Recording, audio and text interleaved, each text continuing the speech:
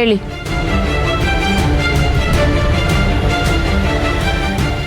ಹೇಳಿ ಅಂದೆ. ನೀನು ಹೀಗೆ ಕೇಳಿದ್ರೆ ಹೇಗೆ ಹೇಳಿ? ಅಂದ್ರೆ ನನ್ನ ಹತ್ರ ಮತ್ತೊಂದು ಸುಳ್ಳು ಹೇಳ್ಸೋದಕ್ಕೆ ತಯಾರಿ ಮಾಡ್ತಿದ್ದೀರಾ?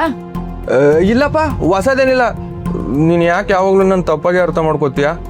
ನನಗೂ ಸುಳ್ಳು ಅಂದರೆ ಅಸಹ್ಯನೇ. ಆದರೆ ಈಗ ಗೊತ್ತಾಗ್ತದೆ ಜನ ಯಾಕೆ ಸುಳ್ಳು ಹೇಳ್ತಾರೆ ಅಂತ. ಎಲ್ಲರೂ ಹೇಳ್ತಾರೆ ಅಂತ ನೀವು ಅದೇ ಸಾಲ ನಿಂತ್ರೆ ನಿಮ್ಗೂ ಅವ್ರಿಗೂ ಏನು ವ್ಯತ್ಯಾಸ ಇರುತ್ತೆ? ಮದ್ವೆಗೆ ಮುಂಚೆ ಇವರೆಲ್ರಿಗಿಂತ ವಿಭಿನ್ನ ಅಂತಾನೆ ನಿಮ್ಮನ್ನು ನಾನು ಒಪ್ಕೊಂಡಿದ್ದು. ಮತ್ತೆ ಮತ್ತೆ ಹೇಳಿದ್ರೆ ನಿನಗೆ ಕೋಪ ಬರುತ್ತೆ. ನಾನೇನು ಬೇಕು ಅಂತ ಇದನ್ನೆಲ್ಲ ಮಾಡೋದ್ನ? ಪರಿಸ್ಥಿತಿ ಆಗಿದೆ. ನೀವು ಮಾಡೋ ತಪ್ಪಿಗೆ ಪರಿಸ್ಥಿತಿನ ಹೊಣೆ ಮಾಡಬೇಡಿ. ಬಿಡಿ, ಮತ್ತೆ ಮತ್ತೆ ಇದನ್ನೇ ಮಾತಾಡೋದಕ್ಕೆ ನನಗೂ ಇಷ್ಟ ಇಲ್ಲ. ಅದೇನು ವಿಷಯ ಅಂತ ಹೇಳಿ. ಈಗಾಗಲೇ ಅತ್ತೆ ನಾಳೆ ವರಮಹಾಲಕ್ಷ್ಮಿ ಹಬ್ಬದ ಬಗ್ಗೆ ನಿನಗೆ ಹೇಳಿರ್ತಾರೆ. ಓ, ಅಂದ್ರೆ ಇದು ನಿಮ್ಮ ಪ್ಲಾನೇನಾ? ಅಯ್ಯೋ ದೇವರಣ್ಣ, ಇಲ್ಲ ಮಹಾಲಕ್ಷ್ಮಿ, ನಾನೇನು ಹೇಳಿಲ್ಲ. ನನಗೂ ಅತ್ತೆ ಫೋನ್ ಮಾಡಿ ಹೇಳಿದಾಗಲೇ ಗೊತ್ತಾಗಿದ್ದು. ಅವ್ರ ಮಾತಲ್ಲಿ ನನಗೆ ಅರ್ಥ ಆಗಿದ್ದೇನಪ್ಪ ಅಂದರೆ, ಈ ಪೂಜೆ ಬಗ್ಗೆ ಅವ್ರು ತುಂಬ ಕನ್ಸರ್ನ್ ಇಟ್ಕೊಂಡಿದ್ದಾರೆ. ನಮ್ಮಿಬ್ರು ಮುನ್ಸು ಅದಕ್ಕೆ ಮುಳ್ಳಾಗಬಾರ್ದಲ್ವಾ? ಇದು ನಿಮ್ಮ ಅತ್ತೆ ಮೇಲಿರೋ ಪ್ರೀತಿನ ಅಥವಾ ನಮ್ಮತ್ತೆಗೆ ಇರೋ ಸತ್ಯ ಗೊತ್ತಾಗ್ಬಿಡುತ್ತೆ ಅನ್ನೋ ಆತಂಕನ? ಎರಡೂ ಅಲ್ಲ, ಜವಾಬ್ದಾರಿ. ಇಲ್ಲಿ ಮನೆ ಹಿರಿಮಗನಾಗಿ, ಅಲ್ಲಿ ಅತ್ತೆ ಮನೆ ದೊಡ್ಡ ಅಳಿನಾಗಿ. ಬರೀ ಇಂಥ ಮಾತಲ್ಲೇ ನನ್ನ ಮರಳು ಮಾಡ್ಬಿಟ್ರಿ ಅಲ್ವಾ?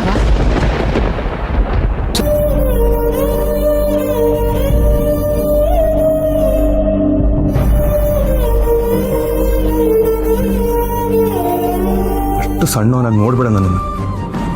ಪರಿಸ್ಥಿತಿನ ತಿಳಿ ಮಾಡೋ ಮಾತಲ್ಲಿ ವಿನಯನೇ ತುಂಬಿರೋದು. ಎಲ್ಲ ಗೊತ್ತಿರೋ ನಿನ್ಗೆ ಇದು ಗೊತ್ತಿಲ್ವಾ?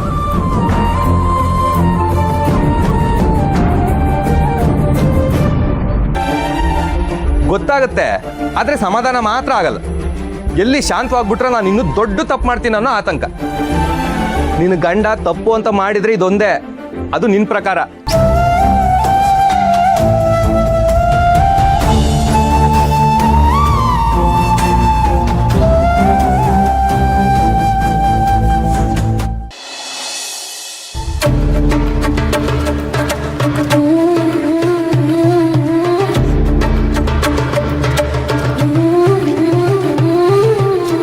ನೀವೇ ಒಂದ್ಸಲ ಯೋಚನೆ ಮಾಡ್ರಿ.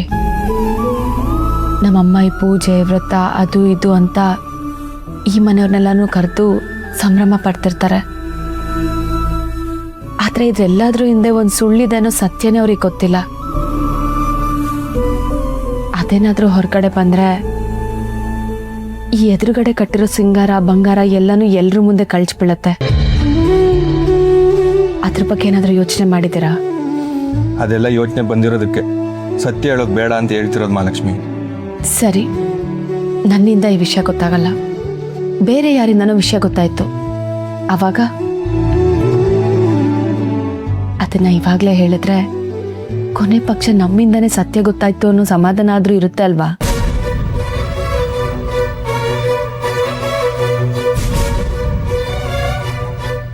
ನಾವೀಗ ಸುಳ್ಳು ಹೇಳೋದು, ಮನ್ಸಲ್ದಿರೋ ಮನ್ಸಲ್ಲಿ ಪೂಜೆ ಕೂರೋದು, ಅಲ್ಲೇನಾದ್ರೂ ಇರಿಸು ಮುರ್ಸು ಹಾಕೋದು, ಇದೆಲ್ಲ ಬೇಕಾ? ಇದೆಲ್ಲ ಆಗೋದು ನನಗೂ ಇಷ್ಟ ಇಲ್ಲ. ಆದರೆ ಸತ್ಯ ಏನಾದರೂ ಹೇಳಿದ್ರೆ ಇದಕ್ಕಿಂತ ದೊಡ್ಡದೇನಾದರೂ ಆಗ್ಬೋದು ಅಂತ ಅಷ್ಟೇ. ಪ್ಲೀಸ್ ಮಹಾಲಕ್ಷ್ಮಿ, ಇಷ್ಟು ದಿನನೇ ಸುಮ್ಮನಿದೆಯಾ? ನಾಳೆ ಒಂದಿನ ಸುಮ್ಮನಿದ್ಬಿಡು. ಪಾಪ ಅತ್ತೆ ಏನೇನೋ ಆಸೆ ಕನ್ಸುಗಳು ಇಟ್ಕೊಂಡಿದ್ದಾರೆ, ಅದಕ್ಕೆಲ್ಲ ನಾವು ತಣ್ಣೀರು ಎಷ್ಟಬಾರ್ದಲ್ವಾ? ಈ ವರಮಹಾಲಕ್ಷ್ಮಿ ಹಬ್ಬದಲ್ಲೇ ಈ ಸತ್ಯ ಎಲ್ಲ ಗೊತ್ತಾಗಬೇಕು ಅನ್ನೋದು ಆ ತಾಯಿ ಆಸೆ ಆಗಿದ್ರೆ ಇದರಿಂದ ಒಳ್ಳೇದೇ ಆಗತ್ತೆ ರೀ. ಇಬ್ರು ಗಟ್ಟಿ ಮನ್ಸು ಮಾಡಿಕೊಂಡು ಎಲ್ಲ ಸತ್ಯನೂ ಹೇಳ್ಬಿಡೋಣ. ಲಕ್ಷ್ಮಿ, ನೀನು ಬರೀ ಮಗಳಾಗಿ ಸೊಸೆಯಾಗಿ ಮಾತ್ರ ಈ ಸಿಚುವೇಶನ್ನ ನೋಡ್ತಾ ಇದೆಯಾ. ಆದರೆ ಒಂದು ಸಲ ನಿಮ್ಮ ಅಮ್ಮನ ಜಾಗದಲ್ಲಿ ನಿಂತು ಯೋಚನೆ ಮಾಡು.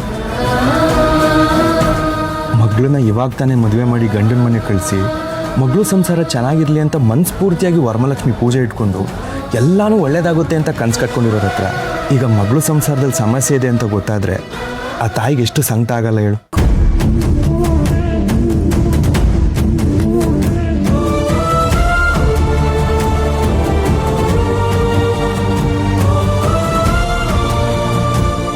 ಪ್ಲೀಸ್ ಮಹಾಲಕ್ಷ್ಮಿ, ಇದೊಂದು ಸಲ ಸುಮ್ಮನೆ ಇರು. ನಾಳೆ ಹಬ್ಬ ಮುಗಿತಿದ್ದಂಗೆ ಸರಿಯಾದ ಟೈಮ್ ನೋಡಿ ನಾನೇ ಎಲ್ಲ ಸತ್ಯನೂ ಹೇಳ್ತೀನಿ. ಸರಿ, ನಾಳೆ ಒಂದಿನಕ್ಕೆ ನಾನೇನು ಮಾತಾಡಲ್ಲ. ಆದರೆ ಹಬ್ಬ ಮುಗಿತಿದ್ದಾಗೆ ನೀವು ಕೊಟ್ಟ ಮಾತಿನ ಪ್ರಕಾರನೇ ನಡ್ಕೋಬೇಕು.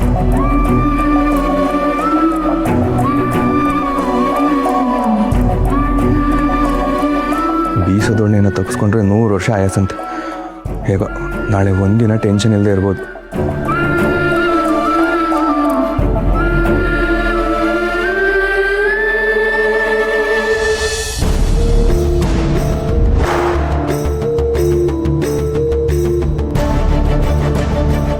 ಲಕ್ಷ್ಮಿ, ಯಾವಾಗಮ್ಮ ಬಂದೆ? ಏನಾದ್ರು ತಿಂತ್ಯಾ? ಬೇಡ ಅತ್ತೆ, ಇನ್ನೇನು ಸ್ವಲ್ಪ ಹೊತ್ತು ಊಟ ಮಾಡ್ತೀನಲ್ಲ.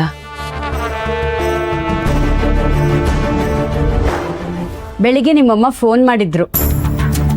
ನಾಳೆ ವರಮಹಾಲಕ್ಷ್ಮಿ ಪೂಜೆ ಇಟ್ಕೊಂಡಿದಾರಂತೆ, ಅದಕ್ಕೆಲ್ಲ ತಯಾರಿ ಮಾಡ್ಕೊಂಡ್ಯಾ? ಹಾಂ ಅತ್ತೆ, ಅದೇ ಬೆಳಗ್ಗೆನೆ ಹೋಗೋದಾ ಅಥವಾ ಪೂಜೆ ಟೈಮ್ಗೆ ಹೋಗೋದಾ ಅತ್ತೆ? ಪೂಜೆ ಟೈಮ್ಗೆ ಬರ್ತೀವಿ ಅಂತ ನಿಮ್ಮಮ್ಮಂಗೆ ಹೇಳಿದ್ದೀನಮ್ಮ. ಸರಿ ಅತ್ತೆ. ತ್ರಿಪುರ, ಈಗಲೇ ಹೇಳ್ತಿದ್ದೀನಿ, ನಾಳೆ ಬರಲ್ಲ ಅದು ಇದು ಅಂತೆಲ್ಲ ಹೇಳಂಗಿಲ್ಲ. ಮನೆಯವರೆಲ್ಲ ಒಟ್ಟಿಗೆ ಹೋಗ್ತಿದ್ದೀವಿ, ನೆನಪಿರಲಿ. ಪ್ಲೀಸ್ ಅಮ್ಮ, ದಯವಿಟ್ಟು ನನ್ನ ಒತ್ತಾಯ ಮಾಡಬೇಡ. ನಾನು ಎಲ್ಲಿಗೂ ಬರಲ್ಲ.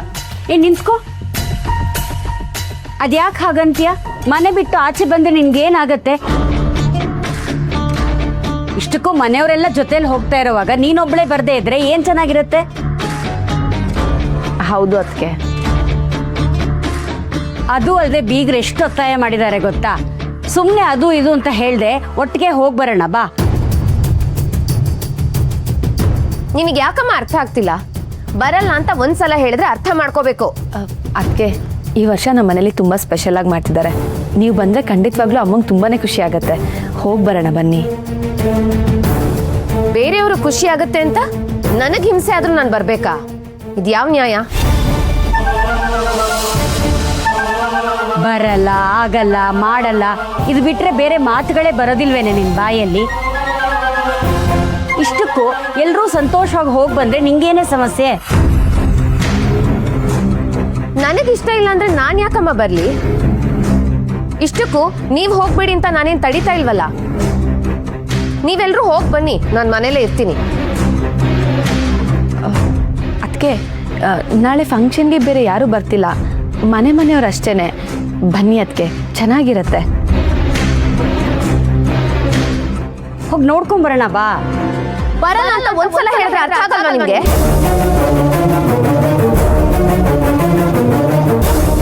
ಯಾಕೆ ಹೀಗೆ ಪದೇ ಪದೇ ಹಿಂಸೆ ಕೊಡ್ತಿದ್ದೀರಾ ನನ್ಗೆ? ನಾನು ಎಲ್ಲಿಗೂ ಬರಲ್ಲ, ನಾನು ಮನೇಲೇ ಇರ್ತೀನಿ ಅಷ್ಟೇ.